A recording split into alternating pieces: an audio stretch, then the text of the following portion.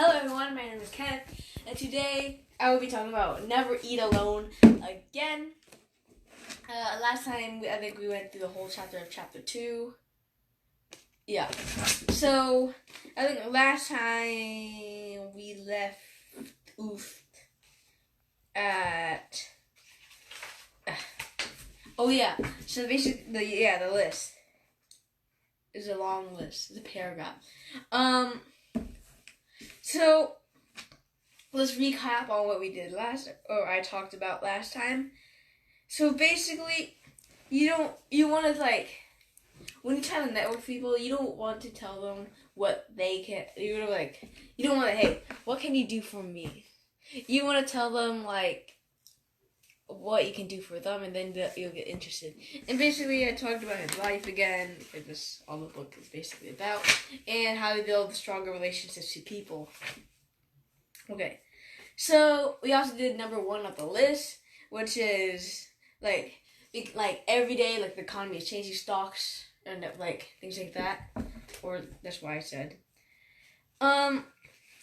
Okay, so let's talk about. Oh wait, never mind. So there's another paragraph inside number 1. So it says, experience will not save you in hard times, nor will hard work or talent. Yeah, let's say at work or something, you're very talented at work, but you're still stressed out, right? You can't. The only way you can save you is how to cope with your stress, things like that. Just be maybe you're really good at your job, and you think that your experience will since I'm really good at it, it won't stress me out and stuff like that.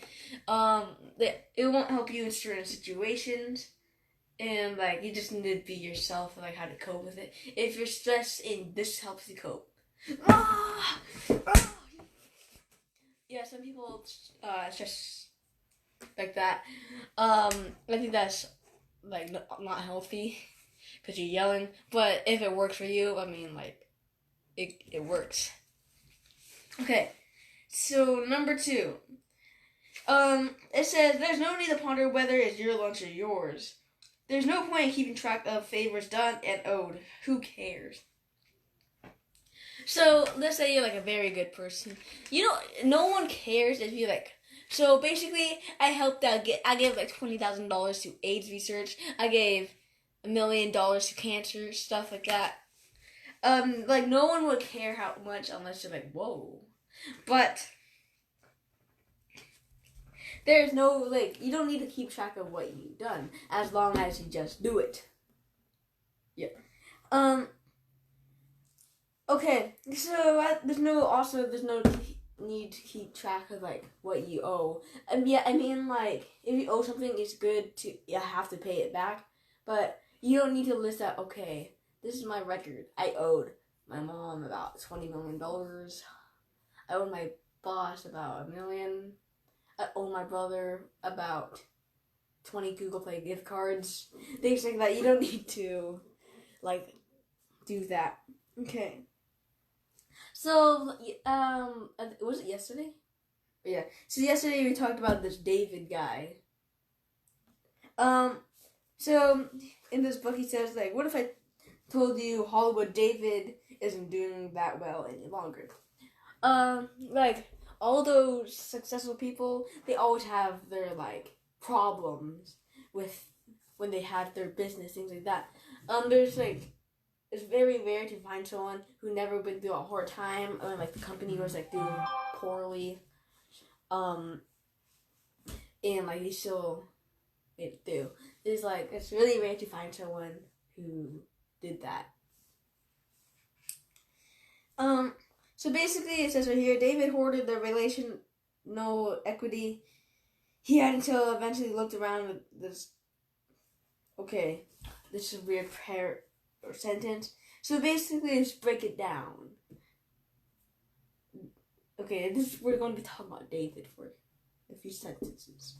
So David hoarded the relational equity he had until he eventually looked around and discovered there is nothing more to hoard. So basically, I think hoard is when you take and like keep it all to yourself. Things like that. I think he took like a lot of things. Well, like not in a bad way, but like he did so much until like there's nothing left to do.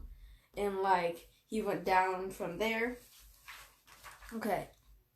So about it says right here 10 years after they met, which is like a long time. He met at the Santa Monica Cafe. And he hadn't like heard from him like at all. Like, have you met one of your friends where you never talked to in like ages, and you somehow meet and talk, things like that? It's basically kind of like this. Like, no one heard of David because he probably like hid himself because he had trouble. Okay. So bottom line, he says right here, it's better to give before you receive. It never keeps score. Your interactions are ruled by generosity. Your rewards will follow suit. So basically what David did was he took and never gave. But you want to give like before you can have your share. Okay. 3. The first sentence. The business world is a fluid, competitive landscape. Yesterday's assistant is today's influence peddler. Okay. So basically, you know how the business world happens, right? It's kind of like, it's very competitive out there. You have to compete with other companies and businesses. And like, it's really hard to stay in. It's like, yeah, it's food. It's not in, like, how do I say this? Not in a shape. Like water, see, there's no shape. It does that. Okay. Okay, so many of the young men and women like who answer his phone calls, things like that, like are now like thankful to take his calls. Like you will never know if there's an opportunity to change your life right in front of you. Yeah. Okay. So it's like he says right here, remember it's easier to get ahead in the world than to Remember it's easier to get ahead in the world when those below you are happy to help you get ahead, rather than hoping for your downfall. So you want to take your opportunities, things like that, while you have the chance. Because while everyone is like blah, blah, blah, yeah, you should take your chance, and they will be happy to help you without knowing it, the buying stuff like that. So yeah. So he says right here, he would argue that your relationships with others are your finest, most incredible expression, who you are and what you have to offer. Nothing else compares. So relationships with like other people, maybe to help like guide you, like to start off, or just maybe to like get better, get money, things like that. It's one of the best things you can do. It like actually defines who you are by like if you're a kind person or not, and like if you can network with people very well. Okay. 4, contribute. So he says that it's like a miracle grow for networks, things like that, and you want to give your time, or money. Yeah, you want to give your time, money to expertise your like growing community of friends, and like it takes a long. If you like, let's say, or actually, if it depends on who you are, you have to make spend your time to try to get these relationships. And time is money. Basically, you're spending a lot of money on your friends. Yeah. Unless you're like, hey, yeah, and like a second later you're already friends. So sometimes I'll maybe I talk to them, and then sometimes I might think they're friends. They're really not. They're just talking. But yeah. So 5. So he thinks about what Jack Pigeon, it's kind of funny name, Pigeon, different and countless others. So your friends, things like that, will do a lot of favors for you, and like you can't take it for granted. Things like that. I think like Jack Pigeon's like one of his favorite guys. Feels like he talks about him quite a bit. so he like learned how to, and he reached out to him, and like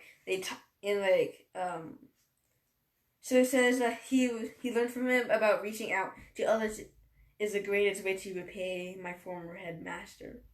So basically he taught him how to build relationships to get better. He went to Yale undergrad and then went to business school in Harvard. Okay. So I think we just finished chapter 2. Now let's go on to chapter 3. What's your mission? Okay. So, here's some things that in the book, like quotes. So, or like the dialogue. So, would you help me please, or tell me please, which way I ought to go from here? That depends on a good deal on where you want to go, said the cat. I don't much care where, said Alice.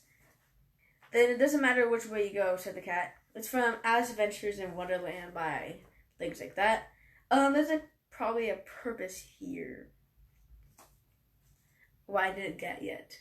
So I'm not going to talk too much about it. I still didn't get it. Yeah. Okay, anyways. So, like, many people want to become a CEO or a senator. Yeah. So you want to, like, rise to the top of your job. You want to be, like, a manager. Things like that, but you just don't know how to get it. It's very hard. You can't just, like I want to do it and not do anything. So you want to make more money and make more friends. Like maybe you heard by like at least one person. Friends are useless. Like family, they don't help at all. You have me. Isolation, but okay. So you want to have and develop a strategy how to achieve your goal. I need water. But nice cold water. But anyways, you want to be specific about it. You don't want to be like, I want to be a doctor, but like don't know how to do it. Maybe you have to have a strategy. So he, like, every successful person he actually met, like, varying, like, degrees, maybe. You don't have to have, maybe you have a bachelor's degree, and you're probably just rich. You don't even have a degree. And, like, maybe some people are actually successful. Like, he met successful athletes, CEOs, charismatic leaders, rainmaking salespeople, like, all those people. And he talked about, like, how they wanted it. And like how they went to do it. So if you ask them, they will tell you like a lot of work and hard dedication. That's one possible. Okay. So his dad used to say like no one becomes an astronaut by accident. Even like astronauts like one of a very hard job, and like you can't just become like a millionaire on accident unless it's like a lottery. But you can't just get a high position on accident. You have to work for it hard, long labor, not human, like, yeah. But anyways, you get the point. Is that you have to work for it, and you can't just, like, oh, the CEO job. I'm CEO now. Unless you're, like, the brother of a CEO, and then they trust you a lot. Yeah. Anyway, okay. So you want to set goals, how to achieve it. You have to, like, be committed to your goals. You can't just, like, and go to Harvard. And then you're like, ooh, party. Let's go to party. You can't just, like, you can't do that. you have to follow how do you achieve the goal. You might want to write down so that like your goal, go to Harvard, let's say that.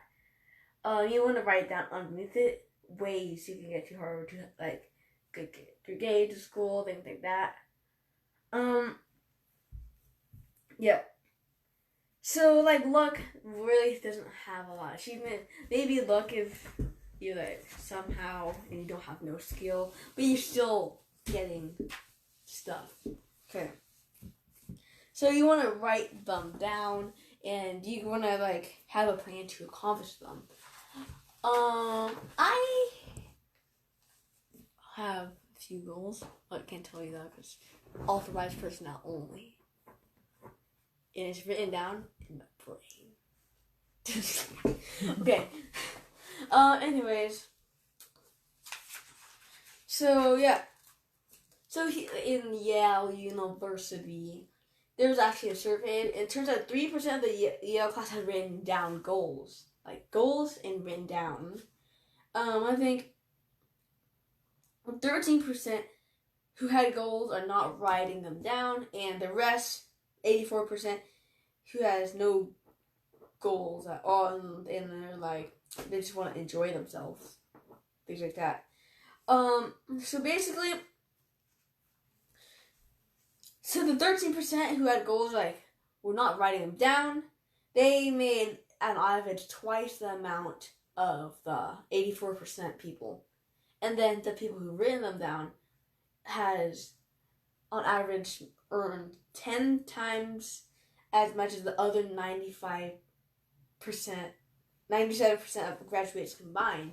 So if you write down goals and you know how to achieve them and stuff, you will be more successful than others.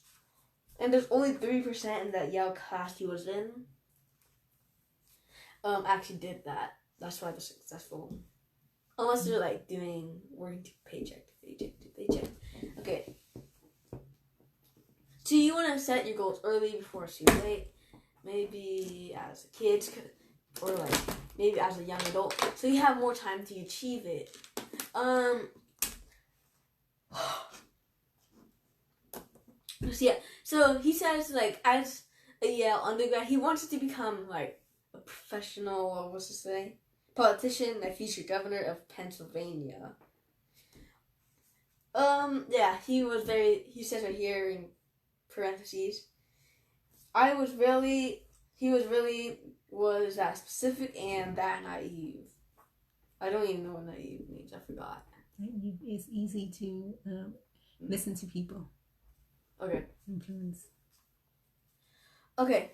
So he learned how to accomplish it, and then eventually he accomplished it. You want to be making goals that you know you can actually do. You don't want to be like, my goal for life is learn how to brush my teeth for a full 2 minutes. You don't want to make a goal like that. Or my goal is to drink 8 glasses of water a day. Like, you don't want to make goals like that. You want to like kind of outside your limits, but not too unrealistic. Like, I want to become a trillionaire. Like, maybe if you work very hard and you're smart and things like that, you can. But like, no one's a trillionaire yet. At least I think. No. Yeah, no one. The richest person to ever live is Master Musa. He is worth $400 billion. I don't even know how he got his gold or his money. He's a rich king. Yeah. But anyways, so as a sophomore, he was a chair, I think. Yeah, he's a chairman in Yale's political union. So he's only getting these high positions because he works for it. You can't be like, oh, dude, you got a high position? Lucky. Like that. Maybe friends could get jealous. Like, how did you get it? Not me. I'm smarter than you. Or like, oh, you lucky. Ooh, I bet I could beat you. Things like that. You will have people like that who will be jelly. Yeah. Okay. So I think we got that page down. Okay. I knew I saw something like a while ago. I think I forgot. Or was that on the next page? Oh yeah, that's on the next page. Never mind. So there was a chance for him where he can become an expert on, I think over here, relatively new body of knowledge and research that was quickly becoming in hot demand. So you don't want to, like, in the business, you don't want to get stuff that are trending. Maybe for like a little bit. You always want to get something that you know will always be in fashion. You don't want to get like be in business like fidget spinners. Fidget spinners were hot back then.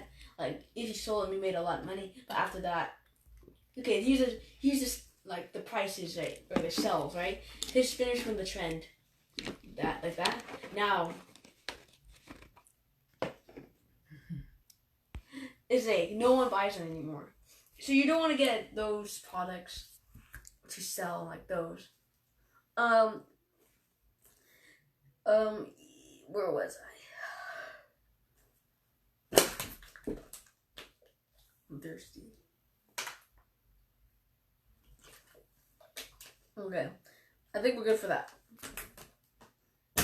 So, okay, countless books have been written like about goal setting, things like that. There's like so much books that you can, or in like a long time, people have been reading books on how to be successful, how to do this, like that.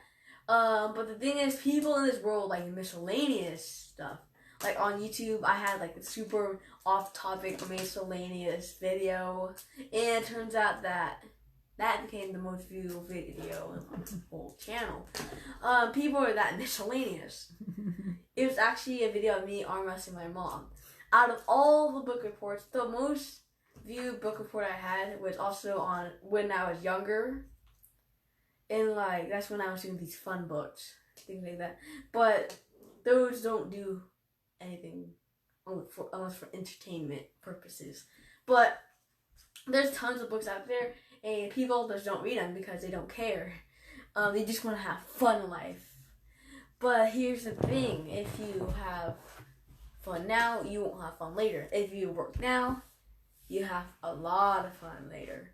So, but the thing is, people want instant gratification, and they're too lazy. Okay. So here's another step-by-step thingy in here. So here's step 1. You want to find your passion. Yeah. Like some people say don't find your passion. Depending on what you are. Like if your passion is like some weird job in the future that's super hard to get, things like that. You don't always want to follow your passion. You want to get out of your comfort zone. But you want to find your passion, like the best definition of goal. He heard this, the best definition of goal in his opinion he ever heard from came from an extraordinary successful saleswoman he met at a conference, and like she said, a goal is a dream with a deadline. So goals always have deadlines. It's like a homework assignment, except for a really long deadline. If you want to get Harvard, right? Yeah. There's a deadline. Your deadline is 18. You want to be a millionaire, you better do it soon. There's a deadline. You don't want to be too old. When people, like, they start late, they become really rich later on. But it will be kind of a waste to think, yes, I'm rich, finally. And the next thing they know, they die. That's kind of sad.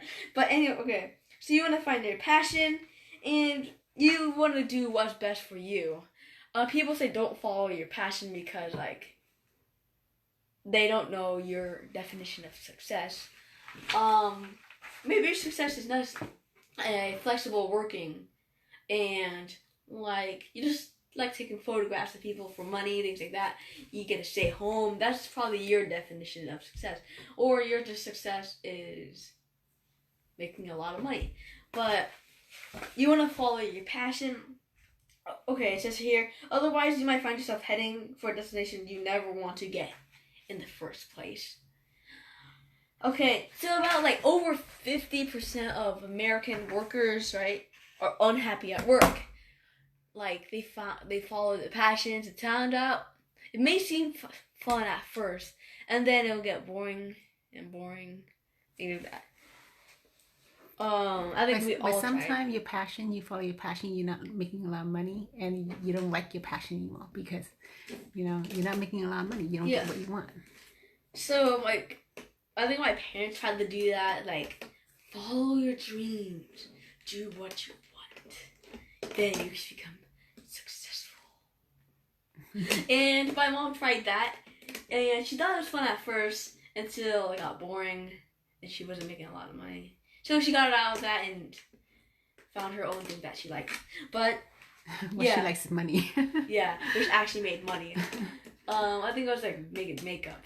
Yeah. She was really good at makeup, and so she's like, this is not paying well. And at the time, so tiring. Yeah, it was the thing. Like people like follow the dream so they can make ultimate success, be rich. But turns out being makeup artists not really that rich. Especially when you're doing it for like these weddings. That's like probably the only time you would actually make a lot of money. You have to wake up early in the morning. It's not passion anymore. Yeah. Okay. So many of these people are actually doing well. Yeah, they're making a lot of money, but the thing is they're stressed and like they don't really like the job. Let's see here, doctor. Do you like your job? You outside, yes. Inside, so stressful. I just like the money, doctor. Yeah, I like the money. CIA agents. Okay, why do you get this job? I want to protect the USA. Oh yeah, that's a lie. You're just doing it for the money, maybe. Things like that. So people do it for the money. But like, if it's stressing you out too much, you want to get out. You should. Maybe like even though it's making a lot of money, you should get essentially your life, how you live, or your job, things like that. You should do like what you truly love and what you're actually good at, but just be careful of if you get bored of it and you don't like it anymore. It's kind of a waste of time. Be careful. Okay, I think we're almost done here. We're not gonna get through like what I was just reading. Okay, we might get done for like another paragraph before we end it. Like about like 1 more minute of talking. So everyone has their own what they love, insecurities, and I think one more says strengths and weaknesses. You like a tough guy, right? The weakness, cupcakes. Like everyone has a weakness. There's that you may not find or you may not know where the weakness is, but everyone has a weakness. Unless you have nerves of steel, they don't care, and they're too focused on what they're doing. So what's your strength? What's your weakness? My strength is awesomeness. My weakness is not awesomeness. My weakness is my brother tackling me and threatening to lick me. He's weird. Yeah. And my strength is like outside activities that are actually fun, things like that. Yeah. Okay, I think we're gonna end it off here. I hope you enjoyed this video about never eat alone. I don't know why it's called never eat alone. Oh yeah, so like it means like you can't do things on your own. You have to have people, I think, right? There's gonna be a link in somewhere in the below section for this book. Get this book if you want to be smart and fill in things that I didn't learn or I didn't see and didn't explain. You can even go out of this page, maybe follow along, and maybe interpret it your own way instead of how I interpret it. And also, I'm making money. Yeah. Huh? Money for what? Make money for what? To help you with what? Oh, I'm making money for college. Totally, yeah. So yeah. I think so Why am I saying so much? You want to start time. You have 15 seconds left. There's 10 seconds. There's no point. No Okay. filler words. Okay, so I hope you enjoyed this video, and make sure you buy this orange book. I'll see you next time. There's the timer. And yeah. So bye.